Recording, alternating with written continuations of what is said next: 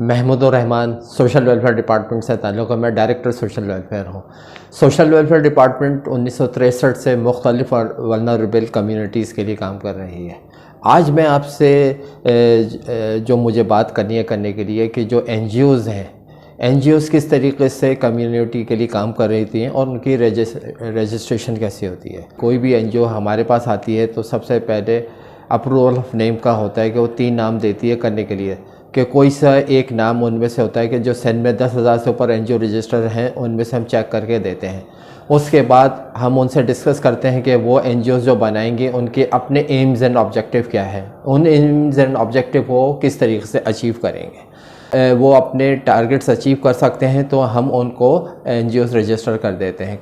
Registration के बाद ये है कि हर साल उनका रेन्यूअल होता है। रेन्यूअल में हम उनको देखते हैं कि उन्होंने लास्ट ईयर जो है वो किस तरीके से जो अपने एम्स एंड ऑब्जेक्टिव के अगेंस्ट क्या से काम किया। हम ऑडिट रिपोर्ट उनसे मांगते हैं करने के लिए कि उन्होंने उस साल में क्या क्या करने के लिए, इसी हवाले से हम उनको मॉनिटर करते हैं।